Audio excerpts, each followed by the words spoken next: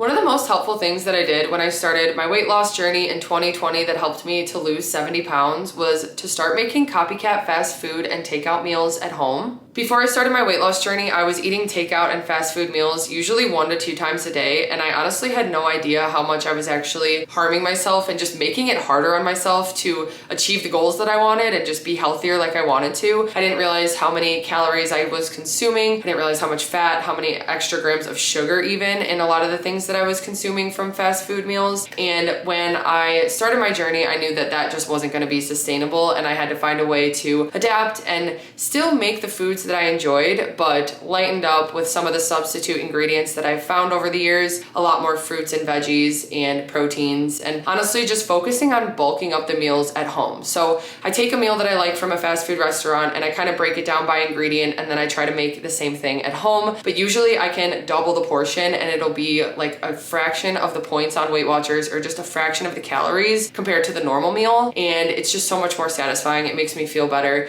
And so many times when I make the copycat meals, I'm just so glad that I did. And I always like say that I end up preferring that because again, it's more filling, it tastes good, and it still satisfies that craving for what I wanted from fast food. It's not as convenient, but I really do try to keep these meals super simple, super quick and easy. And it's just what helps me as well to stay on track. So I've included 20 recipes in this video just over the years of copycat fast food recipes that have helped me, of some different videos I've made, but just the cooking sections, and I'm updating the voiceovers over them. So I'm just gonna walk through how I made everything. I appreciate your guys' support. If you guys enjoy this video or find it helpful, please go ahead and give it a like and subscribe to my channel. I really appreciate it. And let's go ahead and get started with the first copycat recipe. Today I'm making a Taco Bell inspired Mexican pizza. So I've got these low carb La Banderita tortillas that I just sprayed with some nonstick spray and popped in the oven for a few minutes to toast up. Then I've got a can of fat-free refried beans that I just added some onion powder, and garlic salt to, and then I spread some as the base on the first tortilla. Then I had some ground taco meat that was just 93% lean ground turkey, and you can use whatever type of ground meat you'd like to, seasoned with taco seasoning. That's just what I'm using, and it's 0 points on WeightWatchers. For the sauce on top, I like to use the Trader Joe's enchilada sauce, and I'm just adding 2 tablespoons that I spread out, and then I top it with some reduced fat shredded cheese. I also add some diced tomatoes on top, and then I pop it back in the oven at 400 for about 10 to 12 minutes. Sometimes I also like to top it with some shredded lettuce, but this is it, and all I need to track are the tortillas and cheese. Next up, I'm making a copycat version of the Taco Bell chicken quesadilla. Now, they usually use a creamy jalapeno sauce, but I actually prefer the Chipotle. I usually just buy these sauces at Walmart though, and then I use 1 tablespoon or whatever serving size is a point usually. I had cut up some chicken breast and cooked it on the stove, and then once it was fully cooked through, I just tossed it in a little bit of chicken enchilada sauce to give it some extra flavor, and then I'm using some reduced fat shredded cheese. For this, I used a large La Banderita carb counter tortilla, which is 2 points for 1. Taco Bell also has some breakfast items, and next up I'm making a breakfast Crunchwrap Supreme. I start by scrambling up some eggs that I'm just going to cook off to the side in a pan on the stove, and I just used some nonstick cooking spray for those. You can use whatever protein you'd like for the Crunchwrap, but today I'm using center cut bacon, which is 2 points for 2 slices.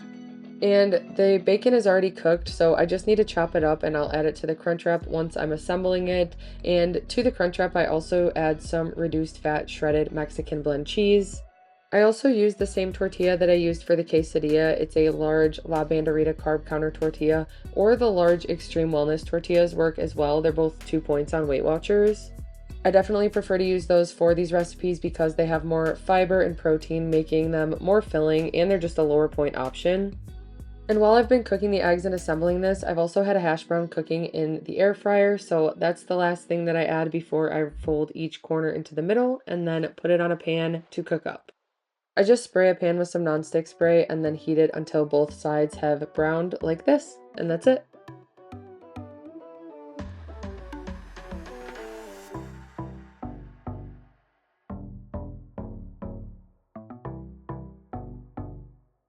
Next up, we are making some copycat Chick-fil-A sandwiches at home. So I already have some thin sliced chicken breast marinating in pickle juice in the fridge. Usually I like to do this for 1 to 2 hours before I'm going to be cooking them. When I'm ready to start breading the chicken, I set up my stations here. So I've got 3 bowls. One of them has some all-purpose flour, salt, and pepper. Then the middle one has 2 eggs that I cracked and I'm gonna scramble. And then the last one has panko breadcrumbs, paprika, onion powder, garlic salt, oregano, salt, and pepper. I've also got a pan set up that I sprayed with some nonstick spray, and I'm gonna be baking these in the oven that I preheated at 400 degrees Fahrenheit. So I grab the chicken out of the marinade and I just dip it into the flour until it's fully coated with flour. Then into the egg mixture, I do the same thing. And then lastly into the panko to fully bread the chicken. I always prefer to wear food safe gloves when I do this. I always get questions about them, and because I run a cookie business, I have tons of them I order through Webstaurant. I can link the specific ones that I buy on Amazon in the description. But I usually try to keep one hand dry with the flour and the panko, and then the other hand gets wet with the egg. I always end up messing it up though. And they don't have to be fully coated, but I do try to use up all the panko breadcrumbs on them. And then once I put them on the tray, I spray them with a little bit of nonstick olive oil spray. I feel like this helps them get just a little bit more crispy. But I pop them in the oven at 400 for 15 to 20 minutes and make sure to flip them halfway through. And once I pop these in the oven, I also start some waffle fries in the air fryer. So usually I just buy them from Sam's Club. They sell regular freezer waffle fries, and I find that those are perfect when I want to make Copycat Chick-fil-A at home. I usually just use a regular bun. There are great value buns at Walmart that are only 3 points, and I find that those are usually perfect when I want to make a Copycat sandwich that's like a fast food sandwich like this. And it's nice because sometimes I'll have some extra Chick-fil-A sauce at home, so I really like the honey barbecue, but other times I'll just use a mustard that I have if I want that. But I always make sure to add some lettuce and pickles, and then, like I said, I've got my waffle fries on the side. Next up is another recipe that you can switch out the protein that you want to use, but today I'm making some sausage, egg, and cheese biscuits. I'm making a 2-ingredient dough version of biscuits, but I use 1 1/3 cup of all-purpose flour with a teaspoon of baking powder.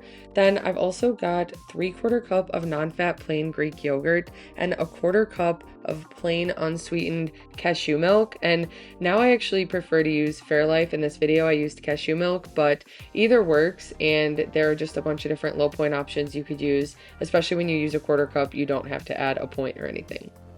Usually I just use the Greek yogurt, but swapping out a little bit of that for the milk helps to make them just a little bit more biscuit-like and a little bit fluffier in my opinion. So while I'm doing this, I also have the oven preheating to 400 degrees. While it's in the process of preheating, I actually pop some eggs in egg molds in so that they can bake. So the egg molds I get are off of Amazon, and each one holds 6 eggs. I just spray them with some nonstick spray and crack the eggs in the molds, and then I bake them in the oven. Usually it takes about 7 minutes, and then I rotate and do another 5 or 7 minutes.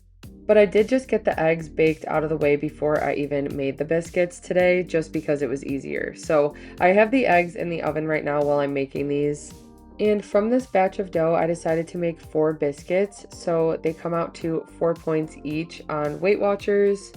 I put them on a tray that I spray with a little bit of nonstick olive oil spray, and then once the oven is preheated to 400 degrees, I pop them in for 12 to 15 minutes until they're golden brown, and usually I flip them about halfway through baking.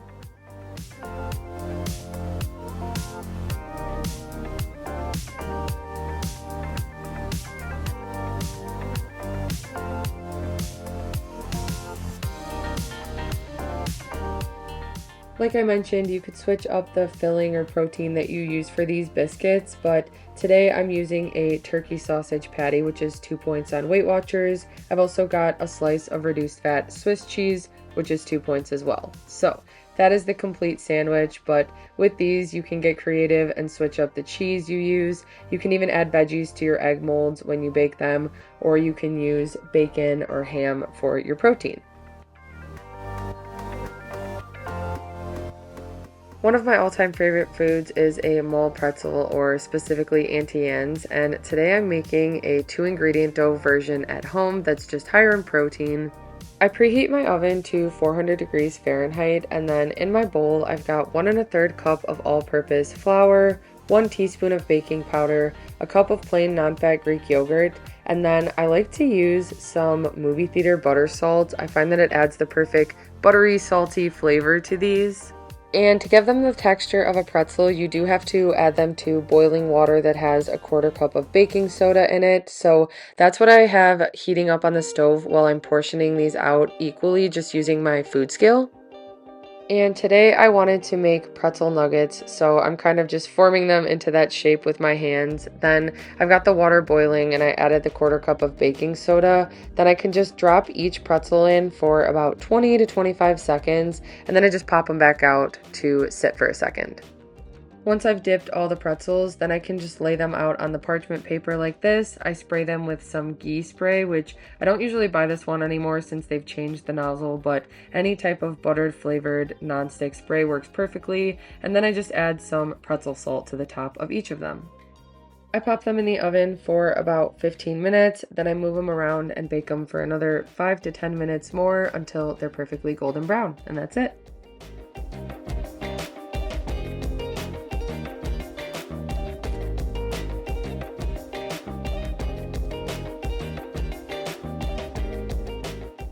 I love chili nachos as an appetizer. We have a local restaurant that makes them, and I'm making those today using some homemade chili that I had left over and just some regular tortilla chips here that I'm laying out on foil. Usually I will either weigh them out with my food scale or I just scan them and see how many chips I can have for however many points I want to use that day, but usually I'll do like a 6-point base of chips. Then I've got my leftover chili that I just pour a portion onto each set of chips.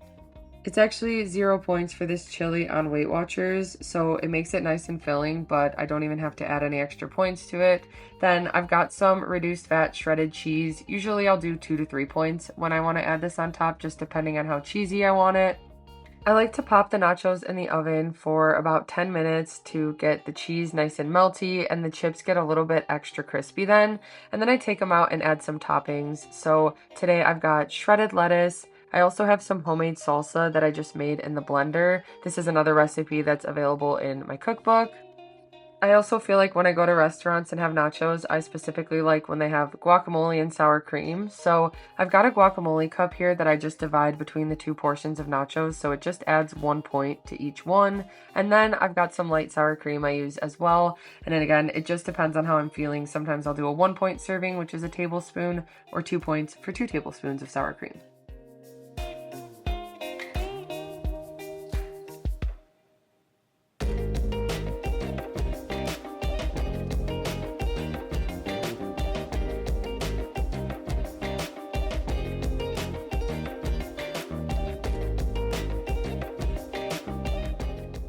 Moving on to something sweet, today I am making a Crumbl inspired Buckeye brownie cookie. So this will just be a 1 cookie recipe and it comes out to 10 points total on WeightWatchers.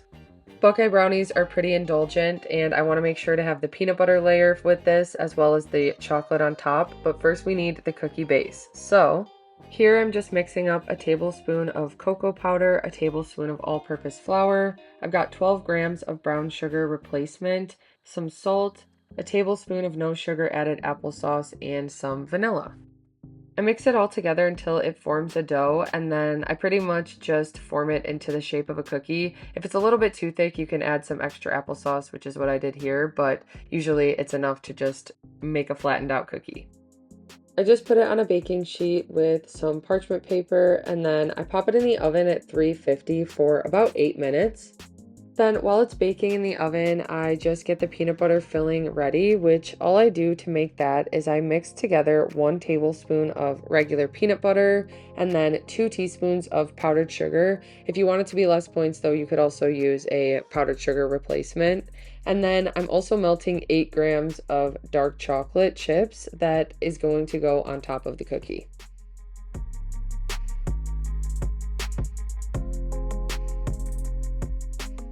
I scoop the peanut butter filling out and then I just try my best to flatten it on, and sometimes it's actually easier to do this if the cookie is still hot because the peanut butter will start to melt a little bit, but I am careful because it is kind of a thin cookie.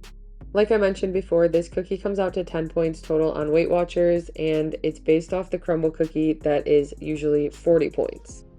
I also just find it's easiest to use my food scale to weigh out the chocolate chips, and then once they're melted, I put them on top of the peanut butter. If you want to pop it in the fridge or freezer to get it a little bit solidified faster, you can do that, but that is the complete cookie.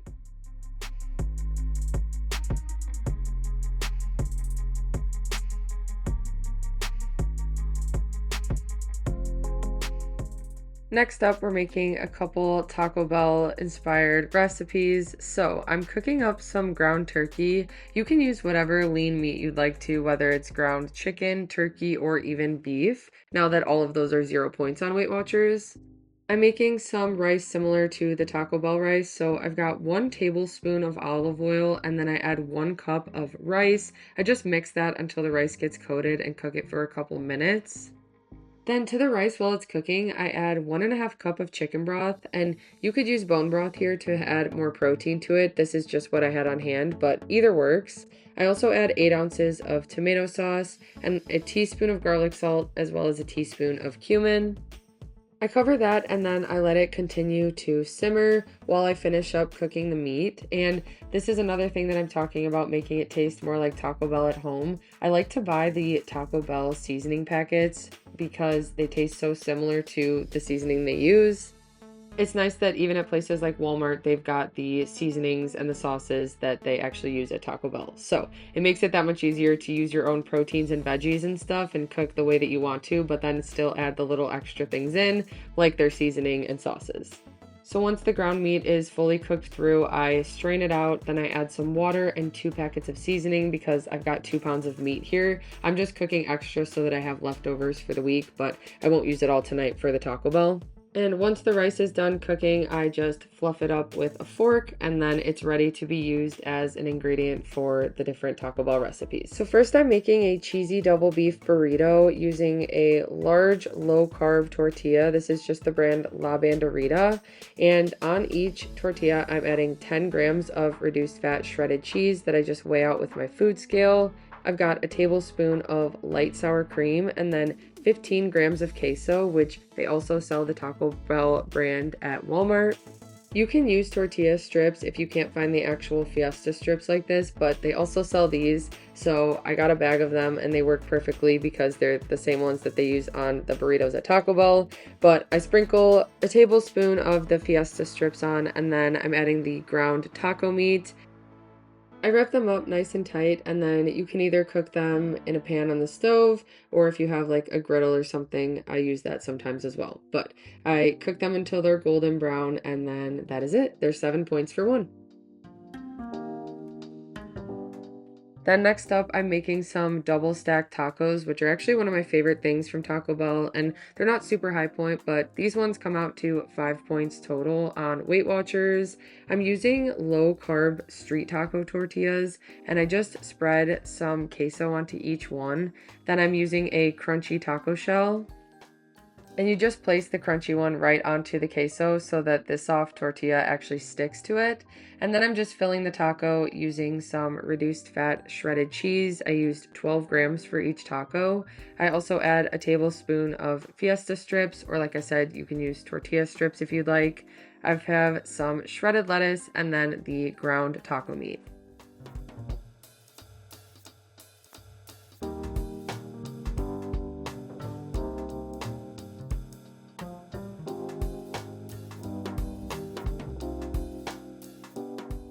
Moving on, we're making one of my favorite appetizers from Chili's, which is Southwestern egg rolls. So I start by cooking up some chicken breast in a pan that I just use my kitchen scissors to cut it into small pieces, and I add some salt and pepper.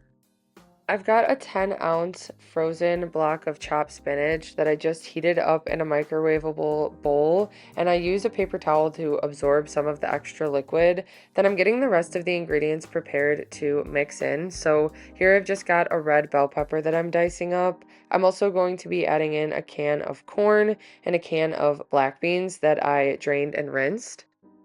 Then once the chicken is cooked and I've mixed the other ingredients together, I can add the chicken into the veggies. I also add some different seasonings. So I've got some cumin, chili powder, garlic salt, salt, and pepper, and I just mix that all to combine. Then I also add 2 ounces of shredded light mozzarella cheese. Usually I just get this from Trader Joe's, but I've also seen reduced fat mozzarella at Walmart.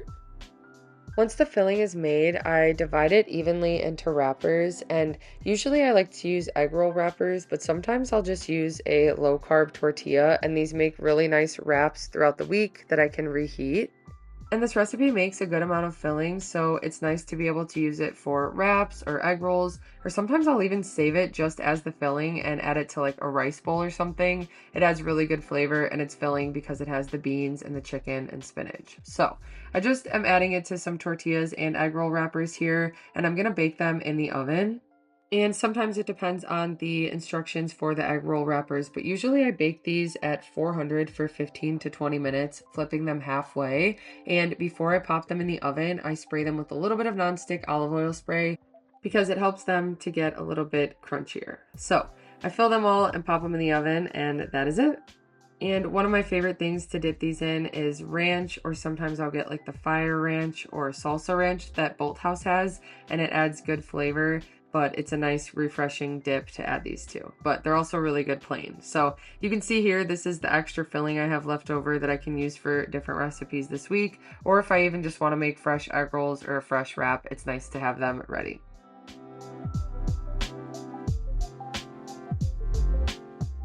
Another one of my favorite fast food breakfast items is a McGriddle, and this one's pretty basic, but I'm just going to quickly run through what I like to do when I make it at home. So usually I will scramble 2 eggs together pretty well before I start cooking them because I can make a nice egg patty like this. I feel like that's one of my favorite parts about making these at home is making a nice, good, fresh egg patty. And when I make these, I almost cook them more like an omelet. So that's what I'm doing with the eggs. I kind of keep them at a really low heat and let them cook slowly. And then over here, I've got some pancakes cooking. So usually I'll just do 1 serving of the Kodiak protein buttermilk pancake mix. It's usually 5 points, and I use Fairlife milk to add some extra protein. It's the fat-free milk, and that way it doesn't really add any extra points either, but it does add some protein. So I just follow the instructions to make those, but I make only 2 pancakes out of it because I like to have nice and thick pancakes for the sandwich. I've also got a maple chicken sausage, which is my favorite to use because that way it adds that maple syrup flavor without having to add a bunch of syrup. And you don't have to add cheese, but I prefer to add a little bit of cheddar to my McGriddles, so I just do 1 point of reduced fat cheddar cheese on the egg once it's fully done cooking. I sprinkle a little bit on and let it melt, and then I fold the egg over and add it to the sandwich. And sometimes, maybe if I have extra points or I have a syrup option that I like to use, like this sugar-free butter syrup, then I'll use some on the sandwich, but a lot of the times with the maple chicken sausage, the flavor is enough. But this is how it looks for way fewer points and a much more filling serving. Okay, I know another Taco Bell recipe, but these are really some of my favorite things to have, and it's nice to pretty much double up the portion at home. So this is an example of the Chipotle chicken melt that I always used to order from Taco Bell, and it's just a much more filling portion. It's so quick and easy to throw together. I just use a large La Banderita carb counter tortilla. So I just use a point of the Chipotle Taco Bell sauce, a point of reduced fat shredded cheese, some blackened chicken that I air fried, and I wrap it up nice and tightly. And just like the burrito from before, you can either cook it on the stove or if you have like a panini press or griddle or something like that, that always works. Next up, I'm making a type of cheesy Gordita crunch, although the pita that I'm using today was way too big. When I was making this, I realized it and it was too late, but they do make smaller pitas. There's even a 1-point pita that I've been buying that's the Joseph's brand, and it is perfect for this. It's a wheat pita, but anyway, this is a regular one that's a little bit higher point. I do what I did before with the queso where I spread it on the softer shell and then I just put the hard shell inside. And I'm using my taco holders for this. It makes it much easier. I just cooked up some chicken breast with some mild Taco Bell seasoning. I added that to the taco shell with some reduced fat cheese, some lettuce, and then some more mild taco sauce.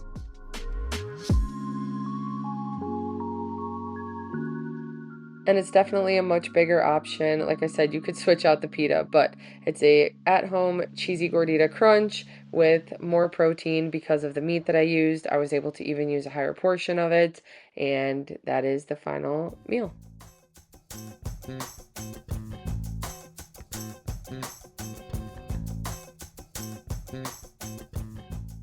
I worked at Potbelly Sandwiches for years, and one of my favorite items that they ever had was their chicken enchilada soup.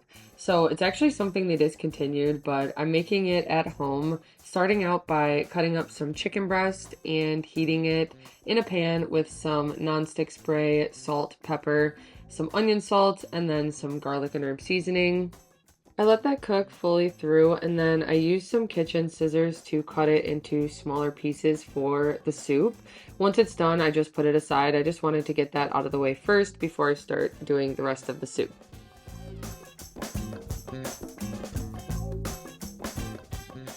Next, I start chopping up some of the veggies. So I've got a small yellow onion, as well as a red bell pepper, and then one jalapeno. And I'm just using a big pot like this to cook the veggies in and the entire pot of soup. But I also squeeze in a teaspoon of minced garlic. And these don't have to be diced up perfectly, but just cut them into chunks, and then you're going to add them to the pot to cook them for a few minutes. I just added some nonstick spray to this and then the veggies, and I cook it for a few minutes with the garlic paste. Then once the veggies have been cooking for about 5 to 7 minutes, I start to add some seasoning. I've got some cumin and some garlic salt, as well as garlic powder and 3 tablespoons of all-purpose flour, and I just mix that to coat the veggies. This is another time where you can use bone broth if you want to add more protein, but I just had regular chicken stock on hand, and I add 8 cups of it to the soup. I also mix in a half cup of enchilada sauce, and my favorite sauce to use is the Trader Joe's enchilada sauce. It's just 1 point for that serving.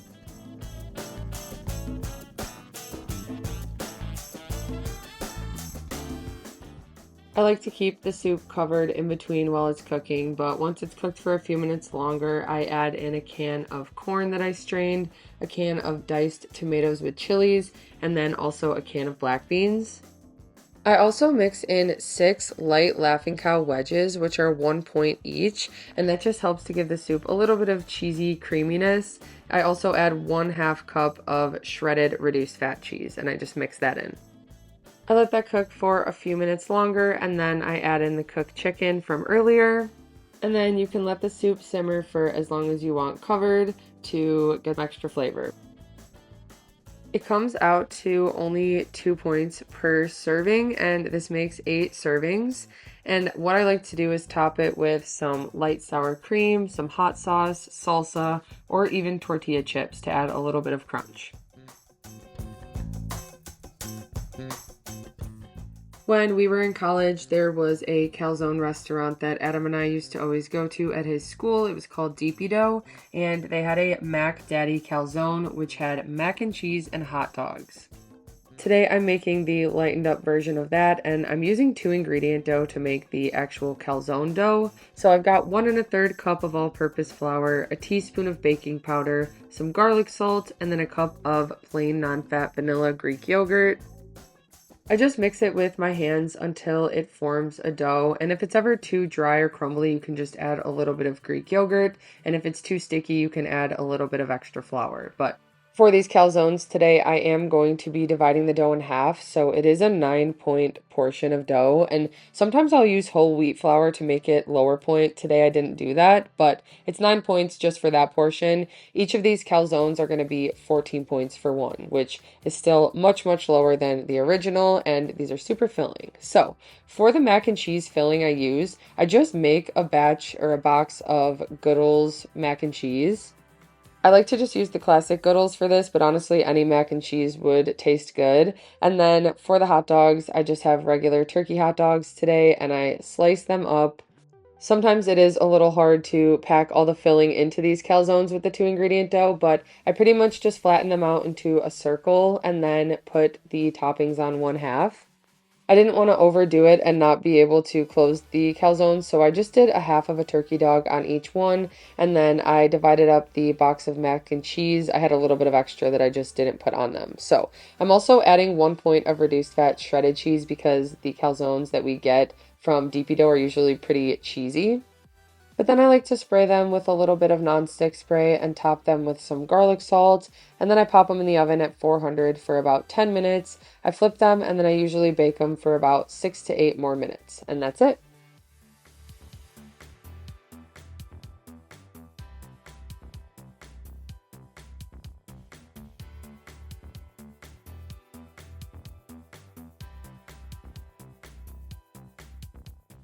One of Adam's favorite takeout meals more recently has become Dave's Hot Chicken or just any hot chicken sandwich restaurants. So that's what I'm making today. I start by taking some thin sliced chicken, and I wanted to make a double batch so that we just had leftovers, but I add it to a gallon Ziploc bag, and then I've got a cup of pickle juice, 1 cup of fat-free Fairlife milk, and then I do 2 to 3 tablespoons of hot sauce. I also added in some hot honey seasoning, and that's going to be the brine for the chicken.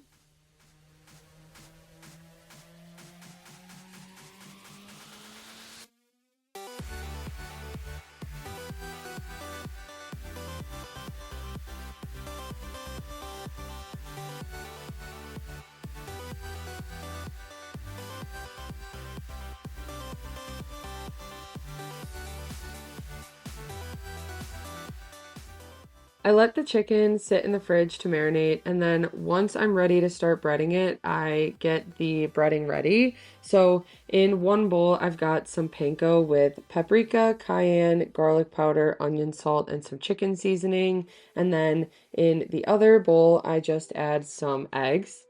And I just scramble 2 eggs together with salt and pepper, and that's what I'm going to be dipping the chicken in first. Then I dip it into the panko mixture.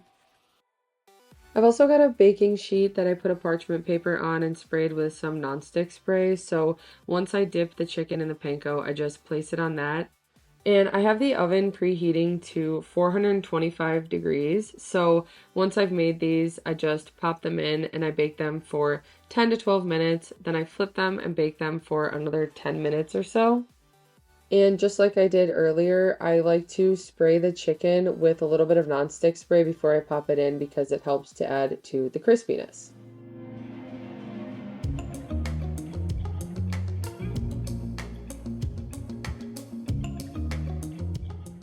One thing that we really like about the hot chicken restaurants is that they usually have some type of slaw. Definitely helps when the chicken is spicy. So I'm making a slaw that we're going to put on our sandwiches, and sometimes we even like to have some on the side. But in a bowl, I just mix together 2 cups of slaw mix, and I like to get the slaw mix that has carrots in it. I add a half cup of plain non-fat Greek yogurt, some salt and pepper, as well as paprika, and then I also mix in some Chipotle sauce, which I just use the brand Cholula.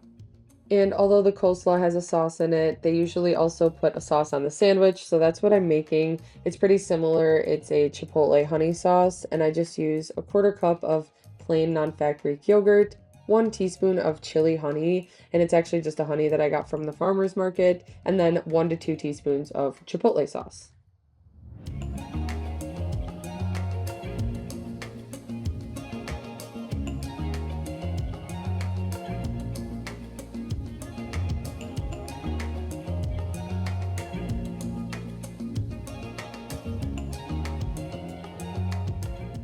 My favorite thing to order at Jersey Mike's has always been the big kahuna sandwich, which is pretty much some beef with melted cheese, a good amount of melted cheese, and then some sauteed pepper and onion. Today I'm making a lightened up version that doesn't have as much butter or oil because I control the cooking with the vegetables and everything, as well as the amount of cheese that I use and the type of cheese. I forgot it does have mushrooms, so I'm chopping up some mushrooms as well, and I've got some green bell pepper and onion. Then I just spray a frying pan with some non-stick olive oil spray, and I cook the veggies until they're nice and browned like this, usually 10 minutes. And I wanted to just get those done first because usually this finely sliced steak cooks super quickly. So I like to get this from Aldi most of the time. Usually it's a 4-point serving for the meat that I use. I cook it on the stove with some seasoned salt, and then I've got a pan that I'm going to be popping in the oven to melt the cheese. So I laid out these French rolls, and these ones are 5 points, but you can use whichever French rolls or rolls that you like to or that you find. Specifically at Jersey Mike's, they use white American cheese, but I've just got white cheddar here, which works just as well. It's 4 points per slice. And once I've got those assembled, I just pop them in the oven to melt the cheese, and that is it.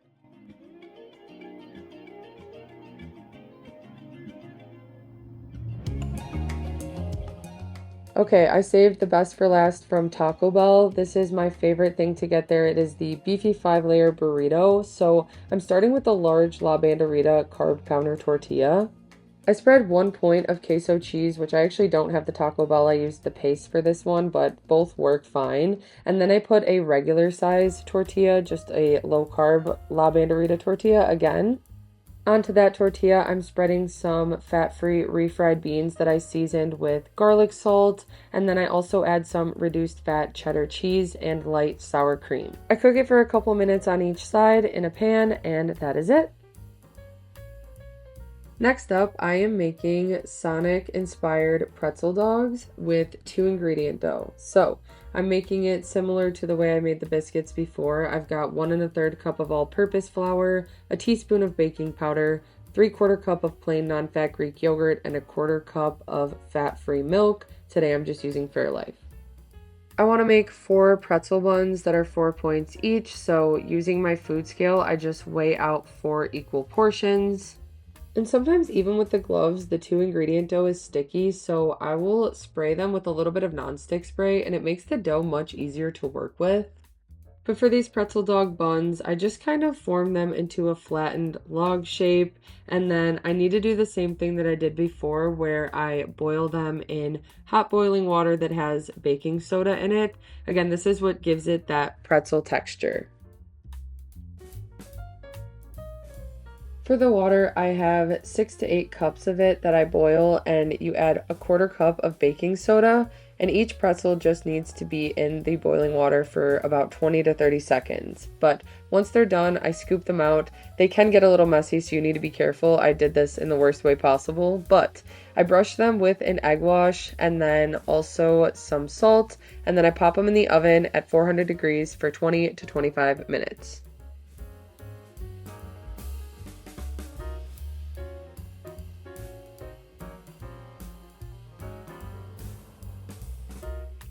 Once they're done in the oven, I do make sure to let them cool just a little bit, but that is how the bun looks, fully baked. I've got some turkey dogs that I'm using today, and I just use my taco holders for these. But the regular Sonic pretzel dogs have a cheese sauce on them, so I just used the queso that I had on hand, and I just did 1 point. They also have bacon, so I crumbled up 1 piece of center cut bacon that's also 1 point.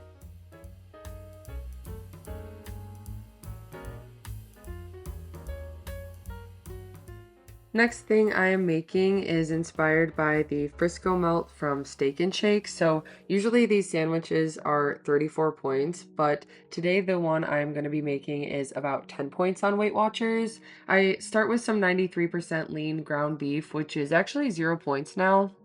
This is another recipe where you can swap out the protein you use, so if you prefer to use ground turkey or chicken for a burger patty, you can do that, but lean beef is also 0 points on WeightWatchers now. So that's what I'm using, and I just cook it with some seasoned salt on a griddle on my stove.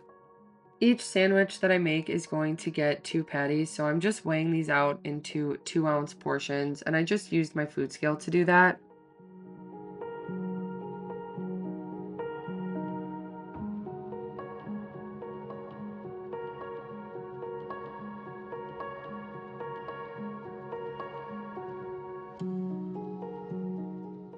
And these sandwiches have a sauce, so just using my food scale, I weigh out 1 point of light mayo, 1 point of ketchup. I have a half teaspoon of Worcestershire sauce, and then some garlic salt and minced onion. I whisk that all together until it forms a sauce, and then I'm just dividing it evenly between the two sandwiches that I'm making today. And the bread that I like to use for this is just sourdough. I get this from Fresh Thyme, and it's 2 points per slice. I feel like it's the perfect thickness and works really well for these sandwiches. So I divide up the sauce onto each slice of bread, and I just spread it onto there. And these are usually nice and cheesy. They're also pretty buttery, but we're not going to be doing that today. But I've got some reduced fat Swiss cheese as well as reduced fat Colby cheese. And I just do a slice of each as well as 2 burger patties on each sandwich. And instead of butter, to give it some buttery flavor, I do use a little bit of ghee spray, and then I just pop it on the griddle on the stove. And they only take a few minutes on each side. I usually just let them cook until the cheese is nice and melty and the crust is golden brown, kind of like a grilled cheese.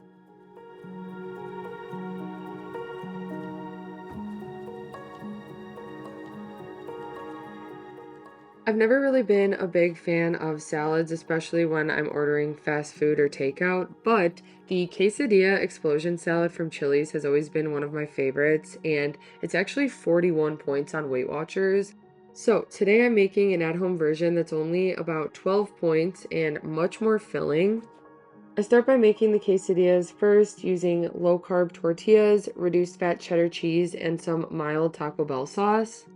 That's one of the best parts about the quesadilla explosion at Chili's is that you get a quesadilla on the side. So while that's cooking, I get the salad prepped using some chopped romaine. I also dice up some tomatoes.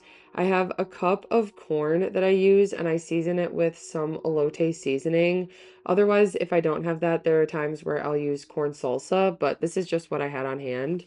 I also really like to add lime juice to this salad, so whether it's fresh limes or just even a little bit of bottled lime juice, it works really well to freshen it up.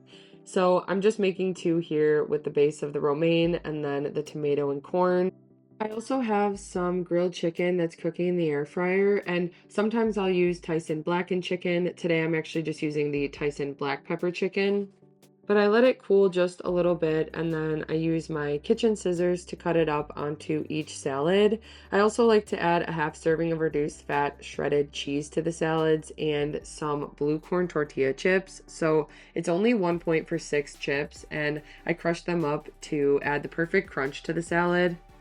And then I actually had 2 different Bolthouse dressings on hand that worked perfectly. So I did a tablespoon of cilantro avocado dressing and then 1 tablespoon of salsa ranch. Then I like to squeeze the finished salad with some fresh lime juice, and that is it.